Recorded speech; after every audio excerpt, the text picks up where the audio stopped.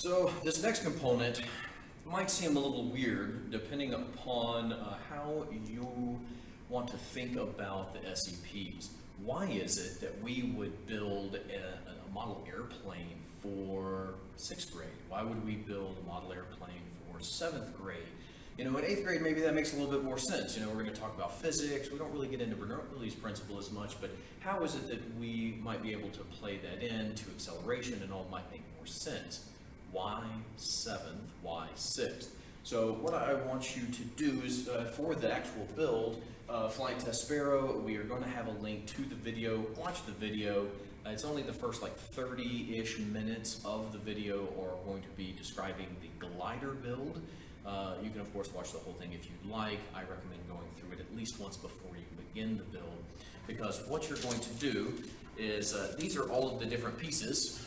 You can kind of see them where they're gonna just kind of pop right out. They're already gonna be pre-popped out for you in your box. That way you don't have to worry about this. Just make sure that you're looking at the correct pieces, and we'll go from there. We will only make sure to include the pieces that you're going to need. This is what a final product looks like. This is the Flight Test Sparrow.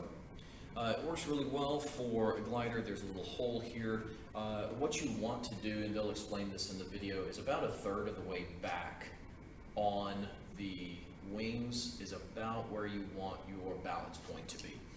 So that'll tell you how much molding clay to put in the front. This is really nice to get your finger inside and really just chunk it. So again, brings us back to the beginning. Why build this for 6th grade?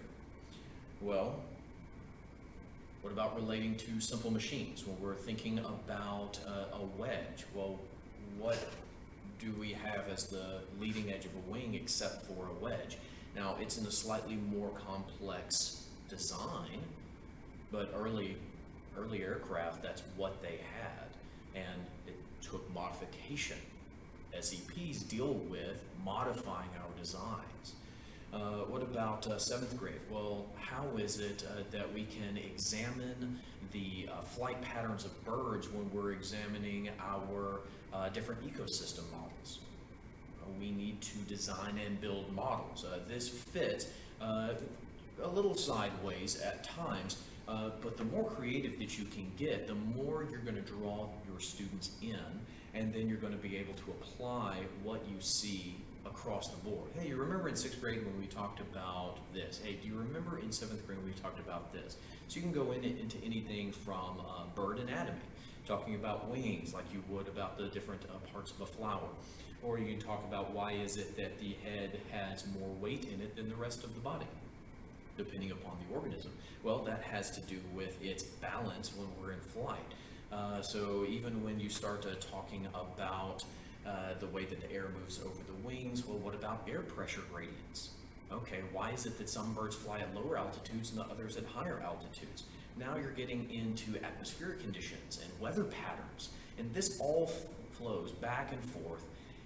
You cannot relegate any one aspect of science to any one grade. The more that you can go up and down and start communicating with the science teachers at your school who are in grades that are different than you really start expanding what your students will be able to see, and they can remember, I remember when we did this last year in so-and-so's class.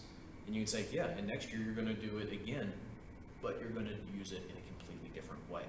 It's another way for students to realize what I'm learning in class today has consequences next year and the year after that.